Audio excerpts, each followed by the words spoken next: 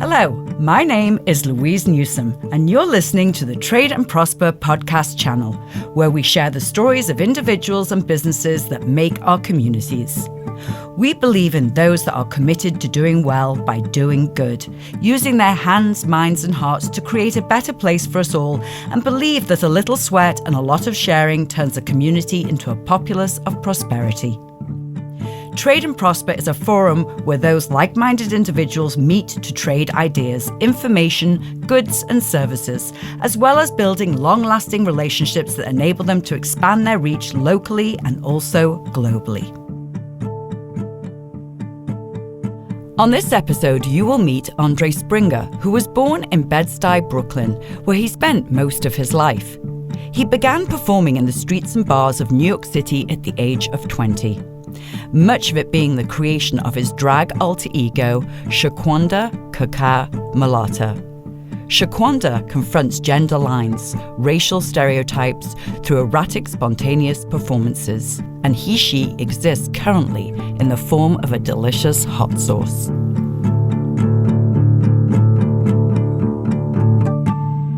Hey Andre, how you doing? Good, how are you? Good. Nice to see you. Nice to see you too. Well, we are sitting in a gorgeous house in Harlem on 131st Street. You live around here, right? I do, yeah. I actually live right around the corner. But your product, I know when I've looked at your hot sauce label that it says Bed-Stuy in Brooklyn. So tell us a little bit about that. So Bed-Stuy is where I grew up, and incorporating the kind of feeling of the Caribbean, which is where my mom's from Barbados. And so the Bed-Stuy Barbadian thing was part of the flavor, or like the story of the flavor. When did you first start making the hot sauce, and why? I started, was that 2014 was the first. I mean, I was making it before that, just like randomly making like chutneys and stuff with my family. Like we always eat pepper sauce with things, or we eat like pickled peppers or pickled spicy like cabbage and carrots. So there's always been this aspect of hot pickled things. And I made my first batch with my little brother for Bushwig, which is this drag queen festival that happens once a year in Brooklyn. So it was a family, it was a cultural thing. Yes, correct. And the hot sauce market, I mean, it's really booming. What I see, and I know I've talked to you about my nephew who loves hot sauce, and every time I go back to England, I take hot sauces, and he's had yours and raved about it. So, I mean, do you find that it's a lot of younger people that are into hot sauce? I think it's a lot of everyone. Like, I'm always surprised whenever I do markets, like who, you know, it's like you're trying to find who your customer is. And so like, I'm always like finding new customers, and like, I'm always pleasantly surprised. And I would say like a lot of like young people are like into it because of how culturally aware I think, you know, the younger ones are, just like with like television, food culture, just like the sort of approach to ethnic food and the incorporation of it like involves like a lot of spice. And so we're seeing a lot of people enjoying and cooking with spice and like appreciating it and starting off earlier rather than later, incorporating it in their diets. I think you're right. I mean, we think of people like Anthony Bourdain and who's the English guy, the naked chef. What's his name? I can't remember his name. Jamie Oliver. Okay. Jamie Oliver, right? I mean, the TV culture, like you said, I mean, people are watching just this amazing broad array of culture and food through different cultures. So I think minds have opened, because I know when I was growing up, it was not like that, especially in England. We were still on canned food. So the name of your product is Shaquanda, right? Yes. Did I pronounce that correctly? That is correct, yes. So who is Shaquanda? So Shaquanda is a character of mine that I developed over the years when I started doing drag in the clubs and the bars for New York City nightlife. And, you know, when I was thinking of a name for a drag character, I wanted something to reflect where I grew up. And so like I was always, you know, fascinated with that name in general, because it's just such the constants, the way it reads, Shaquanda. When you say it, you just like, it kind of feel like, oh, that's a name. You know, it's like for me, it's like a very name that's distinctive. And it gives you an image. Yes. Part of like using this name is also like playing around with that image and also distorting what that image is. So like, you know, there's like all these different pageant kind of drag queens, and my whole thing was sort of a little bit more avant-garde and more about the interaction with the person within the nightclubs. You know, my next question was going to be, it's how has she defined your brand? I mean, so you've touched on that a little, but away from the clubs, on the street, in restaurants. So how do you think that Shaquanda has defined your brand? It makes people think about artisanal differently, where like when we think of foods that are like specialty and like well curated, we have like one particular image where it's like usually like either cis male or cis female. And it generally doesn't include like people from the hood like myself. So I want like this like kind of adds that nuanced feeling of like what we decide is artisanal. And like when people have it, they're pleasantly happy and surprised too. But you know, with spicy food, I think it's just really interesting like how that name and how the packaging and how it works with food culture and what our expectations are. And it's you on that label. It is, yeah. It's my face. So without giving away any trade secrets, sure, yeah. How's your hot sauce different? It is like a bouquet of like different flavors. So it's like it hits you first with like this sort of like fruitiness and the robustness from the onions, because I use a lot of onions. Like Barbadians, we love cooking with onions. We love pickled onions, dehydrated onions, fresh onions, caramelized onions.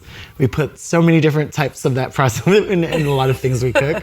So like that's like kind of like the base. So you're feeling like flavor and fruitiness, and then it goes into like this sort of citrus, and then it ends like with like this heat. So the heat starts building up, but you're still allowed to taste your food. Right. And that's like a very like big thing with Barbadian hot sauce, is that you're supposed to taste what you're eating, but still enjoy like the kind of seduction of the spice. It's a pairing. Yeah. More than a flavor enhancer. I mean, it's a flavor enhancer, yeah. But more of a pairing flavor enhancer versus taking over. Exactly. And just being spice. How important is it to you where you source your ingredients? It is important. It's something that I'm learning more and more, where like the industry for farming is still often clouded. And, you know, when we think about organic and we think about biodynamic, and then we think about conventional things, like, you know, they're all like, that's the kind of produce we get. Conventional meaning not certified organic. It is typical of what we have in grocery stores, and then organic is a label that the government, it's constantly being changed, the laws. Then we have biodynamic, and biodynamic as like, you know, usually smaller farms that practice the most ancient forms of like how they grow their produce. Biodynamic produce is often the hardest thing to find and source because it's also the most expensive. I think it's the way that most produce should be farmed, but that's like a harder, we'll get there eventually one day. And then learning about conventional, like within the United States, or just farming within the United States versus outside, because you can get the most amazing organic things from out of the country, but we don't know how those people are treated on the farms. So I do my best to learn about where I get my produce from, which is mostly within the United States. Do you try to get it even here in New York State? Yes. When the summer rolls around, that's when I pump up my production. And so like I have like farms that I work with that's mostly like upstate and also Jersey and Pennsylvania. And so like from this area, I can like pull a lot of the produce that I need. And the horseradish comes from New York. So, you know, I always have like some tasty horseradish from here. Nice. And the recipe, I mean, did it come from a tradition from growing up, or was it something you created yourself from scratch? So Barbadian hot sauce, no matter whose family makes it or what company makes it, it'll always have onions, mustard, turmeric, vinegar, and peppers, and salt and sugar. Like that's like kind of the base. Then like, you know, some other companies will nuance it with whatever kind of added spices or horseradish, which I love. Like I don't see that many companies. I only know one company that uses horseradish, and then like families add whatever extra little things that sort of makes it their own personal thing. So I started with that kind of base, and then I built my food history around. I was like, what ingredients are important to me in my New York culinary experience that I can incorporate into a Barbadian flavor? And so like, you know, like apple cider vinegar, like, you know, I grew up loving that stuff. And like, I think a lot of us like love apple cider vinegar. It's not typical of a Barbadian recipe, but I use some apple cider vinegar for that kind of New Yorky appley feeling. And then the horseradish is a rarity that you see in Barbadian recipes, but I use it because I love horseradish. As I was making it and testing it with people and friends and strangers, like getting responses and sort of editing and redoing my recipe until where it is now. And you're good with it? Yeah, where it is now. yes, I'm happy with it. So a very important part of the product is the flavor, but it's also about the brand, just to go back a little more to the beginning of our conversation. So you identify yourself as a queer Barbadian New Yorker. Yeah. So besides making good hot sauce, what else are you trying to achieve? What message are you trying to convey? Just the sort of differences, and it wasn't like something that I started off like thinking, that wasn't part of my main objective when I started the hot sauce. I just was doing my market research and seeing who else were my competitors and what other companies, learning about different companies. And I didn't find, I found a few queer-owned companies within the food industry, and I didn't really find any queer Black-owned companies. And so I kind of took this on myself to be okay, I'm here, we're here. We, we live in New York and we're in such a diverse area, and we have all this amazing cultural exchange, but I didn't see enough of that represented on the shelves. And I think we will get there one day, but I was just oh crap, am I the only one doing this? That's from my identity. And then how does identity politics play into food culture? It's a lot of questioning that I ask myself. The most important thing for me is creating a product that is delicious, that is authentically me. And I think all those things combined kind of makes it aware. It's the identity is part of the food. There's another quote I read as well, that you described yourself as a one queen shop. Yeah. Is this still true? Yes, I have a partner who, my business partner, Dominic Mondavi, and he and I went to school together, and we've always collaborated with making different art projects. And he's also a foodie and loves to eat. And, he and I work together with our display and our packaging and sort of the visual content for our product and our future products. But for the most part, yes, I'm the one in the kitchen, chopping those onions, ordering those things, filling those bottles. Designing the packaging, right? Well, Dominic and I designed that together. Yes. Did you go to art school? I did. I went to Parsons. Right, and what did you study there? I studied fine arts and integrated design curriculum. So kind of design under the umbrella of sustainability, and product design and fine arts were my focus. And so kind of it's funny because I dropped out. I'm an art school dropout, and I'm still to this day using the kind of education from that small moment, also my life, to create a product that is sustainable. I think of using glass bottles, not too much plastic, and when I mail it out, I use paper and cardboard, and so that's sort of my sustainable aspect. And then the sort of fine art way of thinking about developing a product. So it's is it art? Is it commercial? What about it makes it different? These sort of questions that, the fine artist would ask when they're making something. And then it's how do you let go of that and just create something without being bogged down by all the sort of conceptual things that plagues the artist's mind. It often puts a big stop on it. Yeah. Or delay. You faced some business challenges last year with your kitchen. What happened? So Pilot Works closed down. I don't know. Sorry, where were they located? They were in the Pfizer building in Bed-Stuy. So they were this incubator space, beautiful kitchen with it was 180 companies that rented from them. A lot of known Brooklyn companies too that were, established and starting to scale, they also offered distribution. And so the company had different incubators outside of New York. A couple, and one in Portland, Maine, then one in Baltimore, and a couple spread out. So that was a great community for you there. Yeah, and it was so pretty. I'd walk in the kitchen and the light would just, it's really... But they overexpanded, I think, or they just didn't spend their money correctly or reinvested correctly. And so they went bankrupt and we lost the space, and it kind of put me in a mental freeze where it kind of made me rethink my strategy of what I was doing. So where did it take you? It brought me up here to Harlem. So now I'm in an incubator space where the community is tighter. Like, it's run by some amazing women, and it's like everyone's like taking care of what they do and like really focused on the community of food, and like are helping us kind of develop these relationships with distributors, with bigger companies like Whole Foods and foragers. So, I mean, like, I'm happy to be up in Harlem. And I'm also like a candidate for this program at Columbia. I am in the Harlem Local Vendor Program, but they're prepping me as a candidate for the Business Accelerator Program in the summer. The whole food culture in Harlem on the broad level is relatively new. I've spent some time here and really feel the sense of community. It seems to be maybe one of the last remaining in the city. Where it feels, it's like it's a city, but it feels like a tight community. Yeah, it is a very tight community. And everybody knows everybody, right? It is, it's true. Like, it was kind of like, as a New Yorker from Brooklyn, like moving up here, I was like, yeah, I got this, I'm a New Yorker, you know, it's like moving. And I realized, like, you know, even though we're all so similar, it is like harder to squeeze in, but still easy at the same time, because like I connected on that New York kind of tip, but at the same time, I was like, oh yeah, it is different.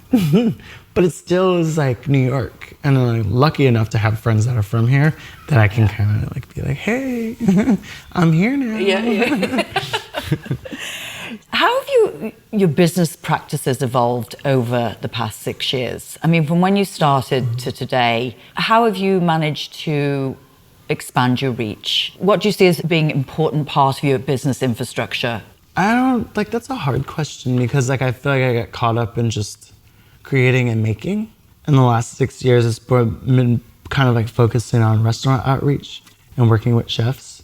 I want like to be in like great restaurants because my product is great and thought out, and to be in the company of a thought out chef in their food program at their restaurant, you know? So that's where like I've sort of redirected my focus. I mean, is distribution something? Yeah. I mean, like when I was at Pilot Works, I got distribution and then they closed.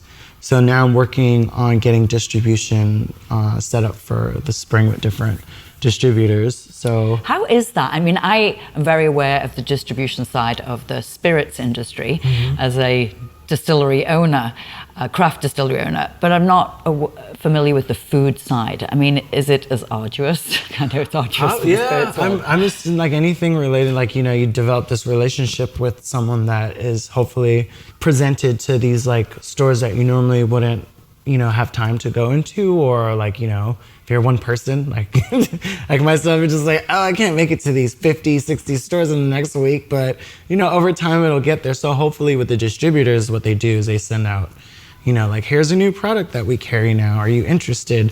And they'll point me to like, you know, a store, and like my relationship with them is like, yeah, like they take my product, they buy my product and then they sell it to the store, but I also show up to the store and do demos or etc. You talked about restaurants and selling it to restaurants, and I, you know, your bottle sizes. What are the ounces? Well, they're 5 ounces. They used to be 6.7 in a flask bottle, but then I realized that wasn't efficient for me, like labeling wise, time wise, like the size, the cost of that bottle. I love the aesthetic of it, and it's like that's what a lot of Barbadian hot sauces use, is that kind of bottle. But it just didn't make sense anymore. So I switched over to like a sleek, wider, woozy bottle. Do you have to adjust for different markets to be able to sell it at a better price? I mean, you know, for the restaurants, let's say a restaurant was buying your product, would they buy those bottles, or do they want it in a larger? Well, I offer for food service the half-gallon size, which is more cost efficient for a restaurant, and then like they can refill the bottles, or if they can order more wholesale bottles from me. But yeah, I have half gallons. It saves everyone money. Are you doing this full time? I am, yeah. I just moved over to doing it full time. You did? Yeah. Congratulations. Now, how was that? Was that a scary move? Yeah, it is. It's scary because it's just like, you know, all of the ducks are sort of there, and just, you know, it's all on me. You know, I pay myself, and so like if the company is not generating the correct amount of money to support the company and myself, then I'm out of a job, I would have to fire myself. So I'm trying not to fire myself. I met you, Andre, at a maker's fair at Venetia Flea, actually. Yes. Are you doing a lot of those events? I mean, do you find them to be more of a marketing moment, a big selling moment, or are they both? I think it's both. Like, it really depends, like, on the market and, like, where it is and what makes it valuable for me, like, because I don't know how to drive. I'm going to learn this year. Oh, good. Yeah. I'll teach you. Yes, please. I learned in England. We're very good drivers over there. So, like, for example, like, when the Venetia Flea goes upstate, I'm kind of screwed because, like, I can't take the train with all my stuff. And, like, those bottles are heavy. We need to organize a carpool situation, I think, to get you there. Who have been some of your biggest influences? And how have they affected your decision-making with this business? I never really thought of, like, specifically who. I mean, my grandmother, for sure. Like, food was an important part of her experience as someone who worked professionally in the food industry as a chef. And then, like, moving to the United States, where her last remaining kids, to start over. Just, like, the love of food for her. Then, like, my friend Ginger and Preston, they're a couple, and their, like, love and approach to food is always inspiring. So I look up to them as, like, this funny, strange, loving couple that, like, loves food and, like, creates beautiful things. And any chefs that you aspire to get in front of, or that you follow? Well, Marcus Samuelson is definitely one of them. Like, been to Aquavit, like, years ago, and, like, been to the Red Rooster, and I just love, like, his take on food, like, from, like, a Scandinavian perspective, but also from, like, an African perspective. Like, his approaches of flavor and textures I find interesting. And then there's also, like, of the celebrity type, I would say, like, I mean, Marcus Samuelson is a celebrity, but, like, Rachel Ray would be one of them, like, hey, Rachel. No, I think, is that more her personality? It is her personality, yeah. Yeah, which is a lot, which is all, really, when I think of your product, Andre, I think of the personality, because it just reeks personality. It's spicy. It's spicy, and it's hot on the bottle, and you're hot dressed up as Shaquanda, and it's amazing. It is. It's very well put together, like the whole story. You kind of look at the bottle and you see it. What's next? I'm making 2 other hot sauces. Ooh, exciting! Yeah. Can you share? I can share a green one, and a spicier one. The spicier one is definitely going to be smoky. I'm still trying to, like, work out, like, the sort of balance of flavor and heat, but that's kind of hard when it's like, this one's for the pepperheads that really love, they needed that extra level, which is how I kind of find myself. I don't know how to let go, because for me, it's, like, about flavor and heat, but, like, for this, like, really hot one, it's like the heat levels will just take away from the flavor. So it's like, what else can I creatively, like, this is a problem that I'm trying to solve, like, aspects of eating that'll still involve the palate while it's, like, burning. It sounds really cool. Can't wait to try it. There is one more thing I want to ask you, because as you're talking, I'm remembering, you use social media in a really great way to promote your product, through images and through video, and using yourself. I mean, it's like, I know you went to art school, but it's like you went to acting school, that you know how to put something together like that. How do you feel that's helped get your product out there? It adds, like, another dimension of storytelling. And so, like, the customer can either relate to it or, like, get a more in-depth look, or the layers of, like, who I am as a maker, who I am as a person. So I think it, like, adds a sense of familiarity, which is, like, I feel most people now are starting, they want this authenticity, they want this relationship, they want to know more, they want to see more of a person. And as we move into technology, video is, like, an important part of that. So, like, we use our pictures, and we're, like, on our phones and, like, Instagramming, but also video is, like, another, it's so, like, anyone can make video really now, but it's like, how do you take that, making that video to the next level? So it's like using video, photos, text, and all these different things together is, like, a way to, like, help someone understand the story. And just one final thought. I just would love your take on collaboration. And have you utilized the concept of collaboration in building your business? Yes. Yeah, Dominic, my partner, we collaborate. It's always important to go have another mind, that you trust, or even adding another mind that is completely different because you're seeing different sides of like something that you are one-sidedly thinking of. So it constantly evolves your approach on how to make something. So it's like seeing something differently. The best way like I can explain collaboration is like reading something out loud and then sort of reading it backwards in order to see the mistakes that you've made writing it. So it's like collaboration in an interesting way, is like writing the story together, but also reading it out loud and backwards. And it's important to get those different viewpoints. And what about skill sets? And that too. Have you worked with people, traded with people to be able to get other skill sets? Yes.